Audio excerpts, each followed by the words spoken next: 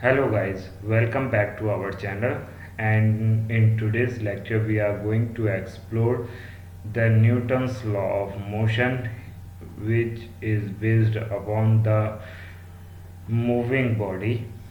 And in today's lecture also we will explore the first law of motion associated with the inertia, second law of motion associated with the moment, and lastly the third law of motion associated with the conservation of the moment. So let's start our first topic, that is the first law of motion. It states that an object remains at the position of rest or the position of motion until and unless the any external force is applied on it. ठीक है, तो what is state that it state कि अगर आपकी body कोई rest पर है या मोशन पे है तो वो तब तक अपनी स्टेट ऑफ रेस्ट और मोशन में रहेगी जब तक आप इसके ऊपर कोई एक्सटर्नल फोर्स को अप्लाई ना करो to change the state, to change the state. ठीक है, सो इसका क्या मतलब है कि अगर आपकी कोई body in the rest position पे है, लाइक ये बुक आपको दिखाई दे रही है, ये आपकी टेबल के ऊपर रखी हुई है, ये जब तक रेस्ट पोजीशन पे होगी जब तक आप इसको उठाओगे नहीं। आप जो उठा रहे हो वो एक एक्सटर्नल फोर्स इसके ऊपर अप्लाई कर रहे हो to make it in the motion. ठीक है, similarly when you are in the train और द बस, चाहे आप बैठे हो या खड़े हुए हो, सो व्हेन द बस और द मूवी मूव्स और the in the state of motion, तो उसके साथ साथ आप भी मोशन के अंदर रहोगे। But when the brake is applied, क्या ब्रेक इज अप्लाइड, जब ब्रेक अप्लाइड होगा तो आपकी जो बस है और ट्रेन है, it's comes under the position of rest. But since आप बस के साथ या ट्रेन के साथ जो मोशन में थे, जब आपकी बॉडी रुकेगी तो you feel a jerk in the opposite directions of the motion. इसमें मोशन आपका इधर की तरफ होगा और आप जो जर्क फील करोगे इन द स्टैंडिंग पोजीशन, तो according to your centre of gravity या तो आप मोशन की डायरेक्शन के अंदर जर्क करोगे या फिर आप opposite to the directions of the motion में फील करोगे। ठीक है, so according to the first law it state that a body remains in the state of the rest or state of the motion until and unless an external force is applied on it to change the state। और ये आपकी state कोई rest की भी हो सकती है या फिर ये आपकी मोशन की भी हो सकती है। ठीक है, तो इन दोनों को चेंज करने के लिए आपको एक एक्सटर्नल फोर्स की ज़रूरत पड़ेगी। एग्जाम्पल के तौर पर आप book stationery on a table unless you pushed it और the you pull it. Rolling balls stops due to friction. जब आप किसी भी बॉल के ऊपर किक करते हो या बैट से हिट करते हो, when it's rolling on the ground, so due to the friction it comes under the state of the rest।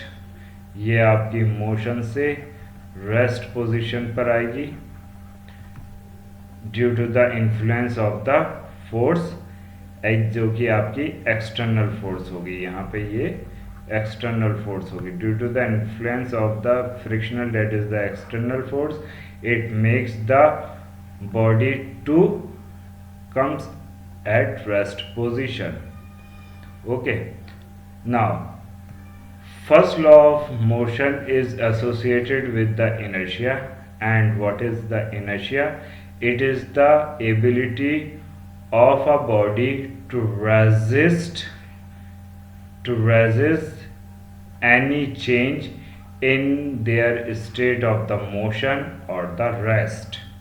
ठीक है, तो इनर्शिया क्या है कि इनर्शिया ये किसी एक बॉडी की एबिलिटी है, कोई भी बॉडी हो उसकी ये एबिलिटी है कि वो अपने अंदर आने वाले चेंजेस को रोकेगी।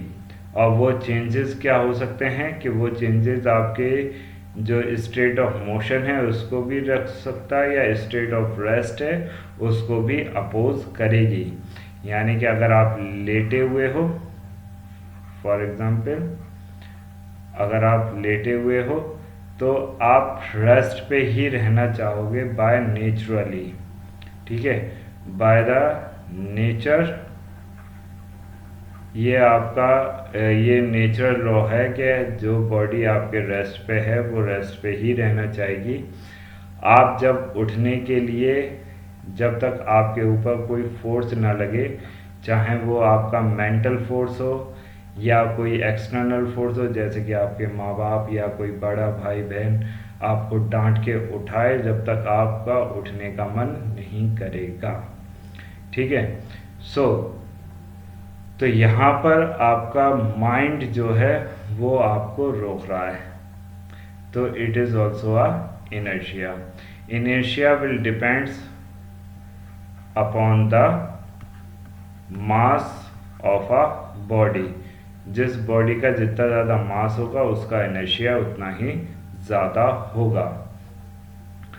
तो बाय द गैलीलियो, ये गैलीलियो ने एक्सपीरियंस्ड किया था और उन्होंने स्टेट किया था कि in the absence of the external power, कि अगर आपके ऊपर कोई एक्सटर्नल पावर ना लगे किसी बॉडी के ऊपर, all body objects would comes to the rest, that moving object only continue to move so as long as there is a power inducing them to go so इन्होंने अपने एक experiment किया। इसके अंदर इन्होंने क्या किया कि एक रोलिंग बॉल की मदद से इसको रोल किया ऑन द इंक्लाइंड सरफेस।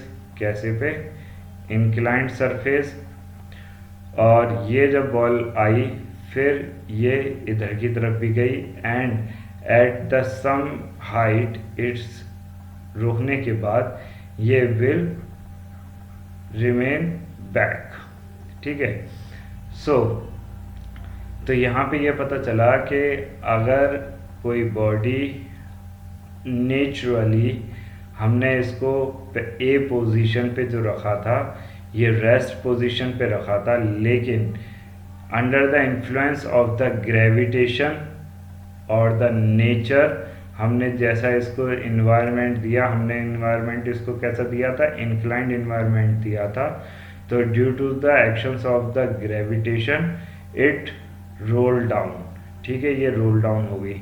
लेकिन जब इसके अंदर एक एनर्जी आने के बाद ये ऊपर तक गया और यहाँ पे आके ये अपनी ओरिजिनल पोजीशन पे आ गया, यानी कि रेस्ट पोजीशन पे आ गया। उसके बाद again it's comes in the state of the motion due to the actions of the gravity. और ये तब तक इस तरीके से ऑसिलेट करता रहेगा, इधर उधर होता रहेगा, जब तक इसकी एनर्जी बिल्कुल तरीके से ख़त्म ना हो जाए। और एक स्टेट वैसी आएगी जहाँ पे ये मिडिल में जाके रेस्ट पोजीशन पर आ जाएगा, ठीक है। तो एग्जाम्पल ऑफ द इनर्शिया क्या क्या होंगी? When a card is pulled horizontally, it requires motion due to the pulling force, but as no force is acting on the coin in a horizontal direction. The coin initially at rest position of the card due to the remain at the rest, thus get separate from the card. Now there is no support at the bottom. The cards falls into the glass under the actions of the gravity. Now आपने ये experiment मेरे ख्याल से बहुत जगह देखा भी होगा कि जहाँ पर हम क्या करते हैं कि एक गिलास के ऊपर हमने एक कार्ड को रखा, ये क्या है आपका कार्ड है, और इसके ऊपर हमने कोई कॉइन रख दिया। क्या रख दिया? कॉइन। जब हम इसे स्ट्राइक करेंगे विद सम फोर्स तो आपने देखा होगा कि एक स्टेट ऐसी आती है कि जब कार्ड गिर जाता है तो आपका कॉइन पहले तो हवा में रहेगा जब तक ये थोड़ा सा पूरा स्लाइड करके नहीं जाएगा। जब ये पूरा स्लाइड करके जाएगा then your coin will get into the bucket और इनटू द गिलास। ठीक है, तो ये गिलास के अंदर गिर जाएगा under the actions of the gravity. तो यहाँ पर आपके दो सिनेरियो बने। एक के अंदर जब हमने कार्ड को हिट किया, पहले वाले केस के अंदर यहाँ पर जब बिफोर द स्ट्राइक ये दोनों ही चीज़ें आपकी रेस्ट पोजीशन पे थी। कैसी पोजीशन पे थी? रेस्ट पोजीशन पे। बट जैसे ही आपने इसके ऊपर स्ट्राइक किया ये काम करेगा एज ए एक्सटर्नल फोर्स, और इस एक्सटर्नल फोर्स की वजह से आपका कार्ड जो है वो from the state of the rest it's comes under the actions of the force, it comes in the motion. ठीक है, जब ये इसके अंदर मोशन में आ जाएगा, बट हमने स्ट्राइक आपके कॉइन को नहीं किया था तो ये कॉइन की एबिलिटी होगी कि वो रेस्ट पे ही रहेगा।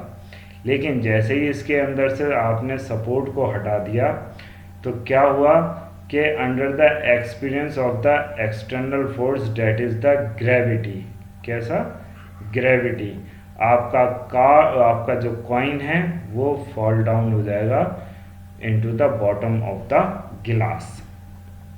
ठीक है, और यही आपका इनर्शिया होता है कि जो इनर्शिया होगा वो आपके कार्ड को जब हमने रेस्ट पोजीशन पे रखा था तो ये कॉइन को भी रोक रहा था और अपने आप को भी रोक रहा था कि हम जो है अपनी पोजीशन को चेंज ना करें।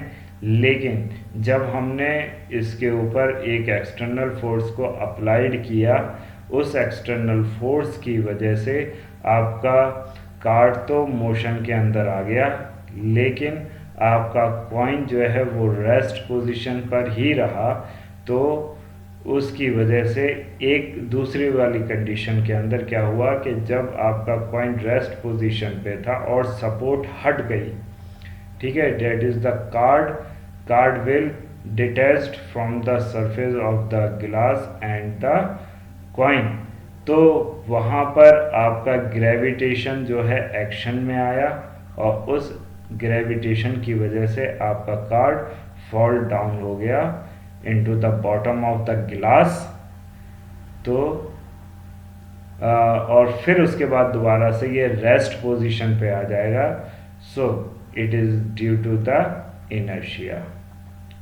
ठीक है, इसी तरीके से दूसरी एग्जांपल अगर इनर्शिया की समझो तो inertia when a hanging carpet is beaten with the strike the dust particles starts coming out of it. When a carpet is beaten by the stick, the carpet is set into the motion, but due to the inertia the dust particles remains at rest position, thus they get separated from the carpet। इस वाले case में क्या होगा कि जब आपने carpet को हिलाना शुरू किया, ये पहले है, सपोज करो कि ये इसके अंदर कुछ डस्ट पार्टिकल हैं, जब हम इसको हिलाएंगे, ठीक है, जब हम इसको हिलाएंगे तो इसके अंदर कुछ कर्व जैसा आ जाएगा। पहले आपका ये बिल्कुल इस तरीके से होगा, लेकिन जब आपने इसको हिलाया तो ये कुछ इस तरीके से हो गया, ठीक है। अब जो पार्टिकल्स इसके ऊपर थे जो हमें ये दिखाई दे रहे हैं, वो पार्टिकल अब इस वाली पोजीशन पर हैं जो कि स्ट्रेट लाइन में होगा, और इसी के साथ जैसे ये अपनी पोजीशन पे से हटेगा under the actions of the जो आपने बीट इन किया है, उसकी वजह से इसने अपनी पोजीशन चेंज करी, मोशन के अंदर आया, और आपके पार्टिकल्स फिर under the actions of the gravity will get down, ठीक है। जब तक ये अपनी ओरिजिनल पोजीशन पे यानी कि ऑसिलेट होकर ये जब तक अपनी पुरानी पोजीशन पे आएगा तब तक आपके particles under the actions of the gravity fall down हो जाएंगे। इसी तरीके से जो गीले कपड़े होते हैं, जो वेट क्लोथ्स होते हैं, जब आप उसे फटकारते हो यानी कि हिलाते हो तो आप उसकी पोजीशन को चेंज कर देते हो, ठीक है। कुछ इस तरीके से हो जाएगी या इस तरीके से हो जाएगी, तो आपके वाटर ड्रॉपलेट्स जो सरफेसेस से अटैच्ड हैं वो अपने रेस्ट पोजीशन पे ही रहते हैं, लेकिन जो आपका कपड़ा है वो आपका मोशन में आ गया, जिसकी वजह से जो आपके वाटर ड्रॉपलेट्स हैं under the actions of the gravity they will fall down और detached from the surface of the cloth. Okay, I think it will be clear to you. Now, let's move to the second law of motion, and it states that the rate of change of momentum of a body is directly proportional to the impressed force or the external force that takes place in the directions of the straight line in which the force acted. यहाँ पे एक word इस्तेमाल हुआ है momentum, तो पहले हम momentum को समझ लेते हैं कि मोमेंटम क्या होता है। कि मोमेंटम आपका होता है quantity of a motion possessed bye a moving body in a straight line, इसको हम कहते हैं मोमेंटम। यानी कि ये एक क्वांटिटी है मोशन की जब आपकी बॉडी मूविंग स्ट्रेट के अंदर होंगी। It is not applicable for the body which are at the rest position. It is applicable only for the moving or the motion bodies only, ठीक है। It is represent mathematically, ये represent किया जाता है p small p is equal to mass into the velocity, where m is the mass of a moving body and v is the velocity of a moving body. और इसकी जो SI unit होगी वो क्या होगी, केजी मीटर पर सेकंड, और in CGS system it is gram centimetre per second. Okay, now so it says that rate of change of momentum, मैंने आपको बताया कि जहाँ पर भी रेट की बात आ जाएगी वो एसोसिएटेड होगा विद द टाइम। किससे होगा, टाइम से। तो यहाँ पर आपको चेंज इन मोमेंटम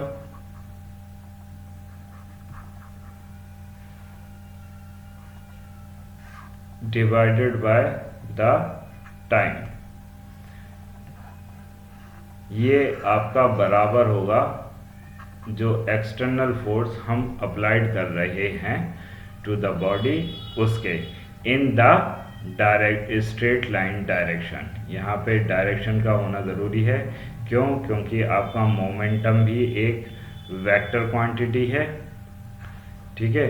इसी तरीके से आपका ये जो फोर्स है it is also a vector quantity, और वेक्टर क्वांटिटी के अंदर मैग्नीट्यूड के साथ साथ आपका डायरेक्शन भी होना ज़रूरी है।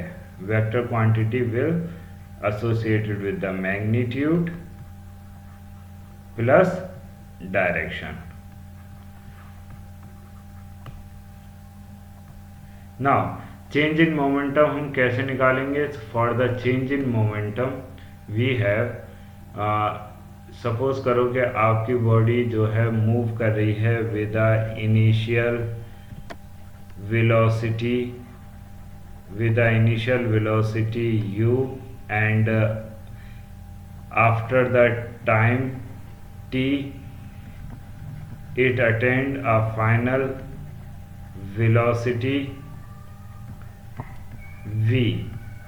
ठीक है, तो चेंज इन मोमेंटम क्या होगा? Change in momentum, change in momentum will be the final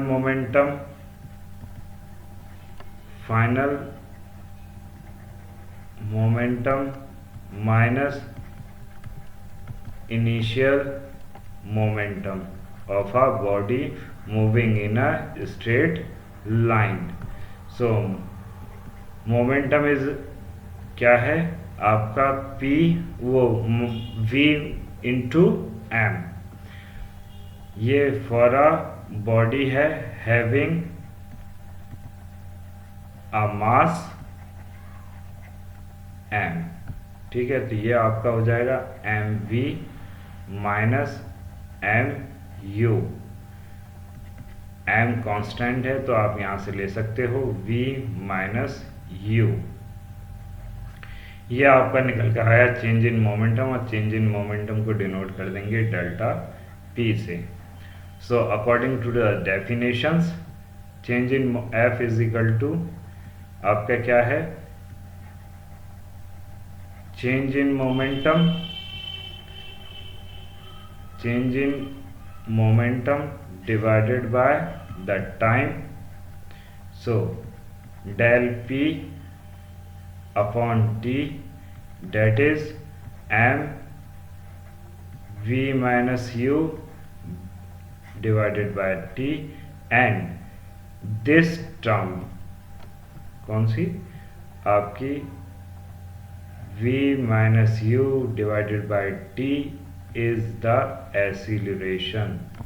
so m is equal to m a, f is equal to m into a। so according to the definition of the second law of motion, it states that the rate of change of momentum of a body is directly proportional to the impressed force, that is the external force, and takes place in the directions of the straight line in which the force acted, and denoted by f is equal to m into a by formula। तो second law of motion का जो formula निकल कर आएगा f is equal to M A, where m is the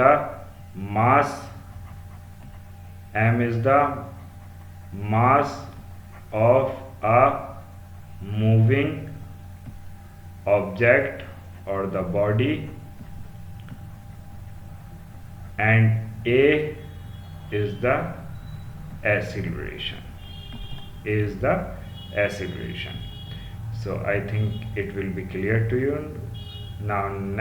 Let's move to the next portion, that is the third law of motion, and we already know that it states that for every action there is an equal and opposite reaction। it is denoted by f action is equal to the minus f reaction, where f is the applied force, where x is the force or the applied force। for example, if you are going to push a wall, then with the same magnitude the wall will also be forward you, and on the same basis swimmer pushes the water backward moving forward, यानी कि जब तैराक जो है जो आपका पानी को पीछे की तरफ ढकेलता है तो पानी उसको भी आगे की तरफ ढकेलेगा। ठीक है, इसी तरीके jumping of a board makes the board move slightly forward. इसी बेसिस पे जो आपकी बोर्ड्स होती हैं इसमें जो चाबुक लगे हुए होते हैं, ठीक है, या आप बोल सकते हो पैडल्स, ये इधर की तरफ मूव करेगा ठीक है, किधर की तरफ, पीछे की तरफ जब मूव करेगा तो आपकी गाड़ी या आपकी जो बोर्ड है वो आगे की तरफ मूव करेगी। क्यों? क्योंकि for every action there is equal and opposite reaction. आप जिस फोर्स से इसको पीछे की तरफ ढकेलोगे उसी फोर्स की वजह से पानी आपको आगे की तरफ ढकेलेगा। और इसी बेसिस पे हमारा जो है आप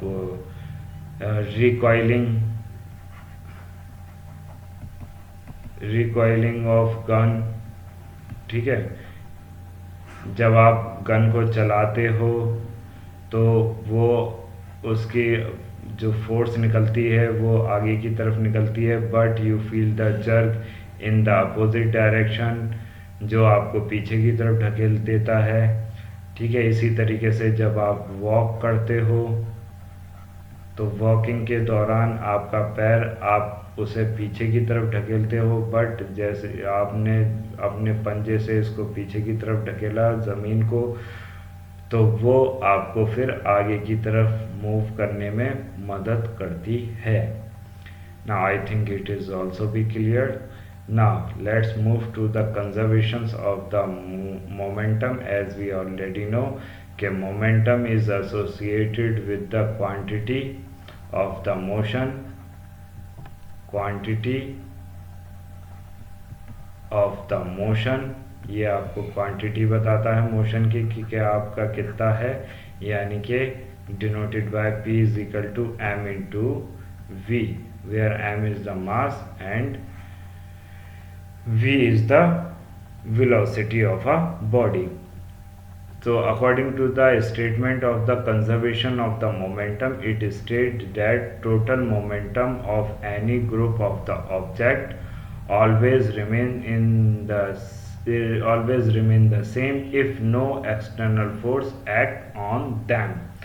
ठीक है, तो आपके अगर एक कोई सिस्टम है, उस सिस्टम के अंदर मोमेंटम प्रोड्यूस हो रहा है, तो जितना मोमेंटम बिफोर द कोलिजन होगा उतना ही मोमेंटम आफ्टर द कोलिजन आपको देखने को मिलेगा, जब तक इसके ऊपर कोई एक्सटर्नल फोर्स अप्लाइड ना करी जाए।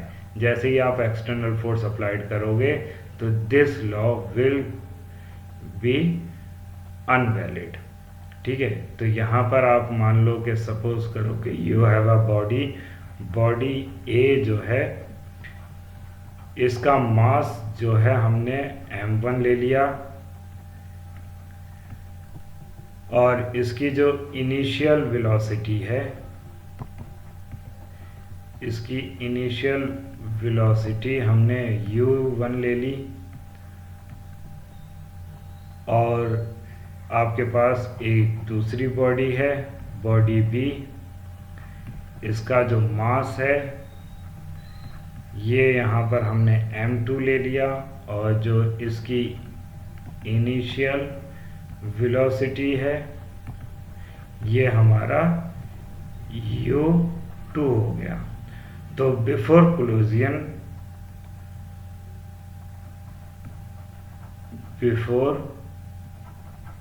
कोलिजन यानी कि टकराने से पहले पहली वाली बॉडी का यानी कि P1 जो होगा यानी कि मोमेंटम, इसका होगा m1 v1 u1। सिमिलरली दूसरी वाली का जो होगा P-1, ये आपका हो जाएगा m2 u2। तो टोटल मोमेंटम कितना निकल के आएगा इसका? Total momentum before collision it's comes out to be, दोनों को प्लस कर देंगे, P1 plus P1 dash equal to m1 u1 plus m2 u2। ठीक है, नाउ अब यहां पर हमारा कोलिजन हो गया। क्या हो गया? कोलिजन हो गया। जब आपका कोलिजन हो जाएगा, यहाँ पर ये दोनों आपस में टकरा जाएंगे, तो द वेलोसिटी विल चेंजेस और यहाँ पे mass will remain the same, तो mass of the body A will remain the same. इसकी जो फाइनल वेलोसिटी है हमने उसको मान लिया v1, और दूसरी वाली बॉडी यानी कि बॉडी 2 की v की जो है फाइनल वेलोसिटी जो हो जाएगी वो हो जाएगी v2। So after the collision जो हमारा p2 यानी कि मोमेंटम जो निकल कर आएगा वो आ जाएगा m1 v1। Similarly for the body 2 यानी कि p-2 ये आपका हो जाएगा m2 v2। तो यहाँ पर दूसरी बार में जो हमारा निकल कर आएगा total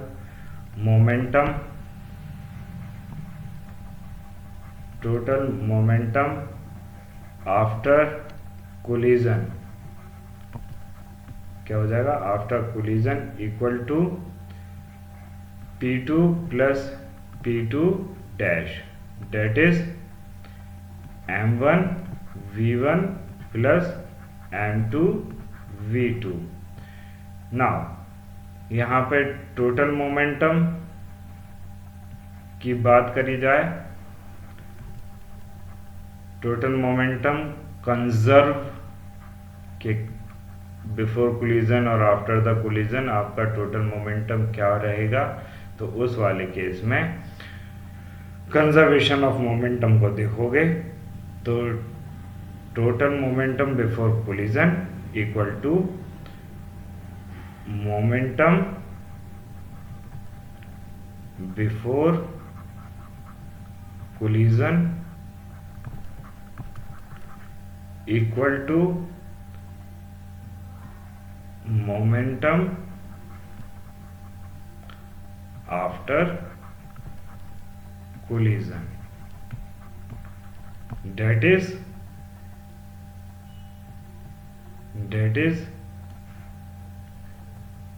m1 u1 plus m2 u2 equal to m1 v1 plus m2 v2। और इसको अच्छे से लिख देते हैं।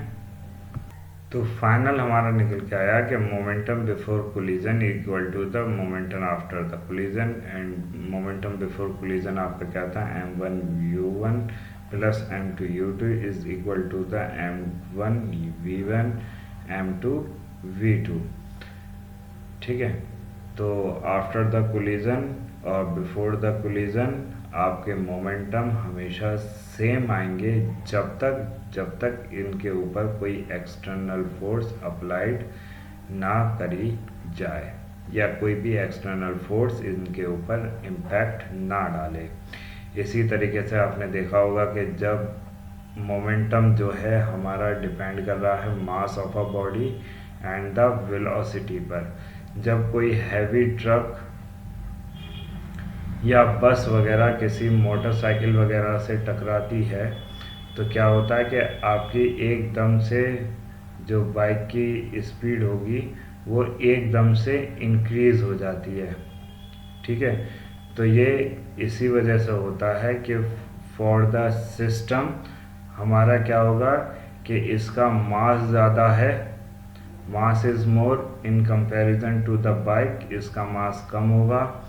इसकी वेलोसिटी भले ही कम हो, वेलोसिटी अगर इसकी कम भी होगी और इसकी वेलोसिटी ज़्यादा भी होगी तो उसको काउंटरैक्ट करने के लिए इन दोनों को इक्वली लाने के लिए आपकी गाड़ी की, क्योंकि मास इसका कांस्टेंट रहेगा, चेंज नहीं हो सकता है, तो उसके लिए इसकी वेलोसिटी इंक्रीज़ हो जाएगी। यानी कि मान लो कि अगर हमारे बस का मास जो है वो 3.5 kg का है और वेलोसिटी जो है इसकी 30 मीटर पर सेकंड जा रही है, तो इसका जो मोमेंटम होगा, मोमेंटम क्या होगा, mass into the velocity, that is 350 multiply by 30 equal to 1050 kg metre per second. और वहीं पे गाड़ी की अगर मान लो कि हमारी जो मास है वो अगर मान लो जो नॉर्मली आजकल आता है 125 kg, और जो इसकी स्पीड थी वो स्पीड मान लो कि 60 मीटर पर सेकंड की स्पीड से जा रहा है।